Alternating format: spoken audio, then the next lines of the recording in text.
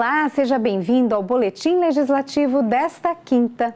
E uma quinta-feira de muito movimento nas UBSs da cidade, porque hoje começou a vacinação dos profissionais de saúde autônomos e daqueles que não atuam diretamente na linha de frente do enfrentamento à Covid-19.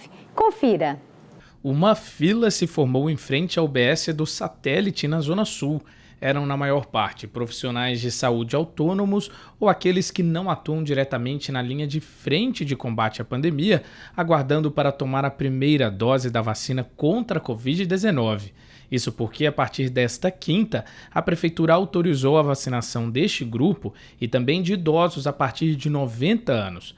A imunização está sendo realizada com as mais de 10 mil doses da vacina Coronavac que chegaram no município ainda esta semana.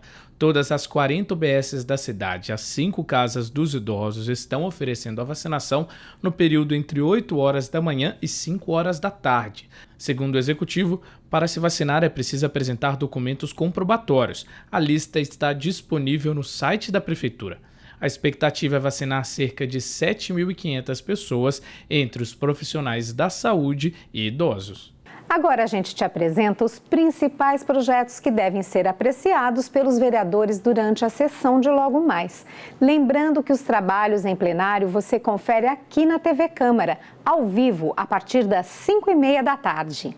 A saúde se mantém como principal tema da pauta da sessão desta quinta. Uma das propostas, de autoria do vereador Marcão da Academia, autoriza a Prefeitura a criar o programa Medicamento na Medida. O programa permite que o pronto-socorro e as UPAs de São José ofereçam medicamentos a pacientes atendidos aos finais de semana e feriado. A medicação seria disponibilizada até a abertura das farmácias das UBSs nos dias úteis. Ainda na área da saúde, os vereadores devem apreciar o projeto dos parlamentares Fernando Petit e Robertinho da Padaria, que inclui na rede pública de saúde o protocolo hospitalar de telefonemas na crise. O objetivo deste atendimento é manter contato via telefone por 6 meses com pacientes que tentaram suicídio, como uma forma de apoio psicológico e emocional. Já na área da educação, outro projeto da pauta, este de autoria do vereador Marcão da Academia, prevê a criação da capelania escolar na cidade. Este seria um serviço realizado por voluntários com o intuito de oferecer apoio espiritual, psicológico e social a estudantes, pais e professores. Ainda está na pauta um veto parcial ao projeto do vereador Walter Hayashi, que prevê erguer um monumento em homenagem aos heróis do combate à pandemia de Covid-19 e uma emenda protocolada fora do prazo ao projeto que visa implantar o serviço de agendamento via WhatsApp de consultas e exames na rede pública de saúde. A pauta completa você confere no nosso site, na aba Atividade Legislativa, no ícone Sessões Plenárias. Um assunto muito debatido aqui na Câmara de São José é a inclusão das pessoas com autismo. Essa pauta foi tema de uma frente parlamentar que reuniu vereadores, autoridades e familiares na construção de políticas públicas. Como a pandemia de Covid-19 impactou este trabalho, vereadores que compõem a frente se reuniram com o novo secretário de Apoio Social em busca de auxílio do poder público em projetos a favor dos autistas da cidade. Auxílio e inclusão à pessoa com autismo. Esse foi o tema principal de uma reunião realizada entre os vereadores Marcão da Academia, Dulce Rita e Fernando Petit, com o secretário de Apoio Social ao Cidadão, Antero Baraldo. Foi um encontro de boas-vindas para apresentar ao novo secretário, empossado no cargo em janeiro, as ações previstas pela Frente Parlamentar em apoio à pessoa com autismo, formada em 2018. Trazer tudo o que aconteceu dentro da frente parlamentar, todos os pedidos, como foi realizado, dar instrumento ao secretário para dar andamento desse projeto tão importante que já foi criado. O secretário adorou, se prontificou a estar ajudando esse programa e já estaremos marcando novas reuniões. Um dos pontos debatidos no encontro foi a necessidade de retomar as políticas públicas voltadas para os autistas, já que, segundo os vereadores, a pandemia do novo coronavírus impactou esse trabalho. Outra questão levantada pelos parlamentares foi a necessidade de criar uma carteirinha de identificação para a pessoa com autismo e também uma campanha para divulgar o logo que simboliza a luta dos direitos dos autistas, que é um laço formado por peças de quebra-cabeça. estamos acompanhando as mães, é uma reivindicação antiga delas, que eu acho que é muito fácil de ser executada e eu sei que também já vi muitos casos aí dos autistas e das suas acompanhantes passarem por muito constrangimento e até agressões por conta dessa falta de identificação. O secretário Antero defendeu a importância da inclusão dos autistas e do pedido dos vereadores. Segundo ele, esse é um trabalho que deve ser realizado de maneira transversal, em conjunto com outras secretarias, como Saúde e Educação. A partir de agora, então, a gente vai se apropriar dessa questão, da legislação, também das peculiaridades dessa rede, né?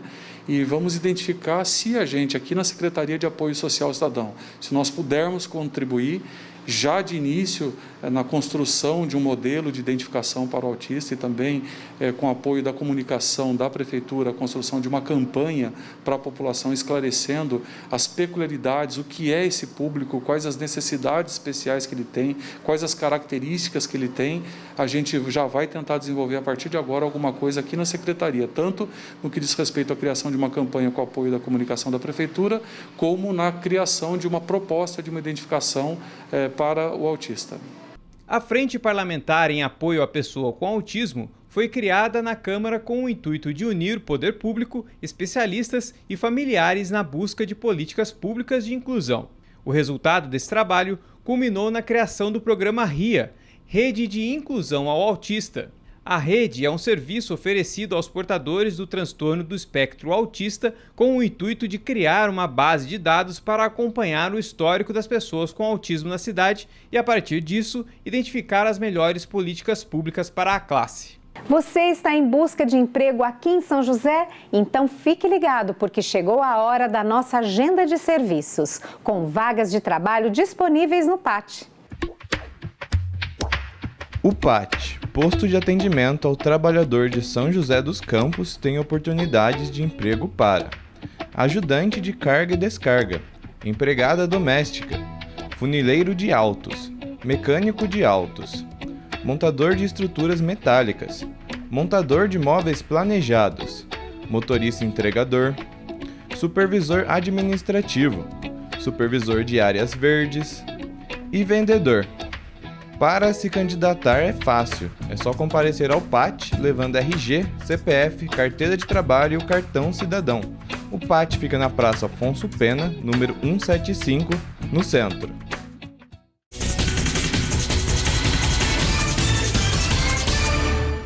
Agora a gente vai te apresentar os números da Covid-19 aqui em São José dos Campos. Confira o boletim epidemiológico.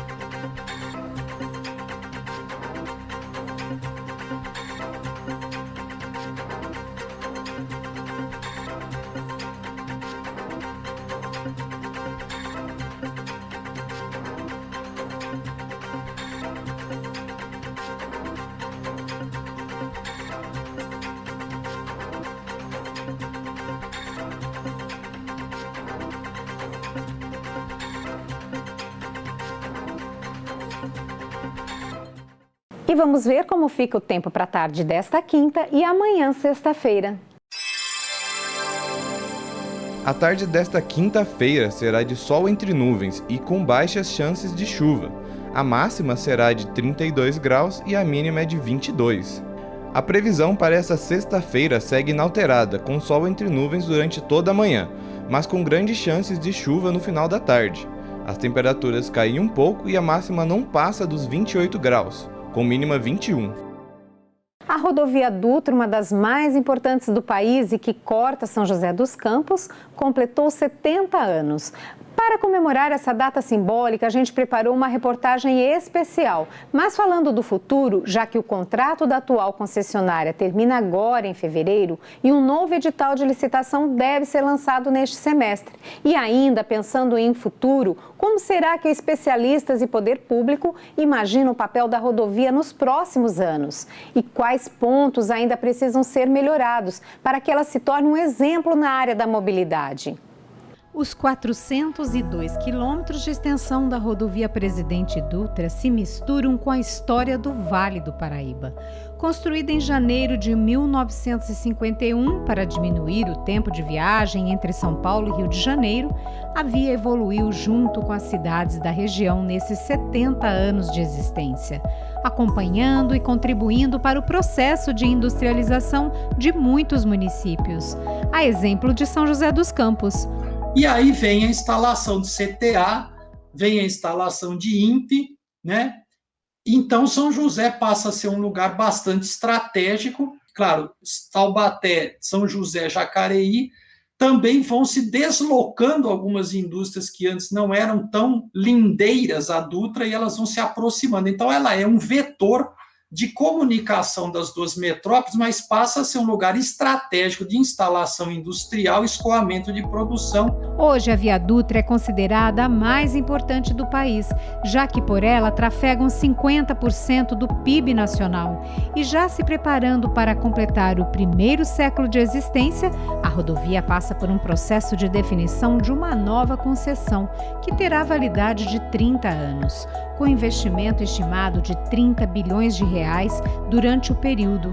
O edital deve ser anunciado em março e o processo concluído no final do ano.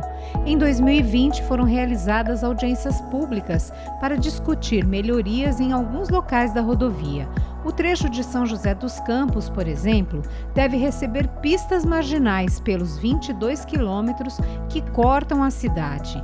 Juliana Fraga e Lino Bispo foram dois dos vereadores que participaram dessas audiências no ano passado.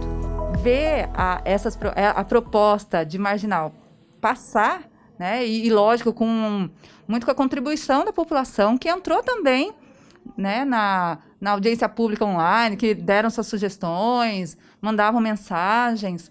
Então, ver que isso vai acontecer, né, que já está previsto, pelo menos, é muito bacana, é muito bom a gente ver que tem um pouquinho da nossa contribuição aí. Eu vejo que para nós foi um grande ganho, foi uma conquista importante, foi a voz do povo de São José, ecoada através do nosso trabalho, e a gente fica feliz por isso ter sido incluído para que possa fazer parte de toda uma nova situação que a rodovia vai passar, que é uma nova concessionária que vai assumir, ou seja, vai se colocar numa licitação, e nós vamos ter com certeza uma empresa fazendo com que a Dutra fique melhor do que ela está hoje através dessa nova concessão. Presidente da Comissão de Planejamento Urbano, Obras e Transportes da Câmara, o vereador Fernando Petit, acredita que a nova concessão pode trazer melhorias para a rodovia. A população não está atenta sempre a essas modificações, e quando se trata de concessão, você acredita na melhoria. Então hoje a gente vê uma modernidade e a gente espera que possa ser exemplo de outras vias, né? Copiar outras vias que já são mais modernas. Paulo Romano, porém, faz um alerta. A construção de marginais na Via Dutra pode não ser suficiente para resolver os problemas de tráfego. Para o arquiteto urbanista, ainda é necessário um debate mais amplo sobre os gargalos existentes na rodovia. Elas precisariam pensar outras questões ligadas à distribuição espacial das atividades humanas e as lógicas da sua organização espacial, alguns pactos regionais, e também pensar um investimento numa outra possibilidade de modais de transporte de massa, que a gente chama, né, que a gente costuma dizer, que aliviasse a Dutra como principal meio das pessoas se locomoverem. Então, assim, pode sim causar um efeito de aliviar num determinado momento, mas sem mudança de outras coisas mais estruturais, a tendência é que no tempo aí vai ter uma hora que não haverá mais espaço para tantas marginais, porque você vai precisar começar a desapropriar coisas que estavam construídas nas faixas lindeiras da Dutra, e aí você começa a enfrentar outros tipos de problema.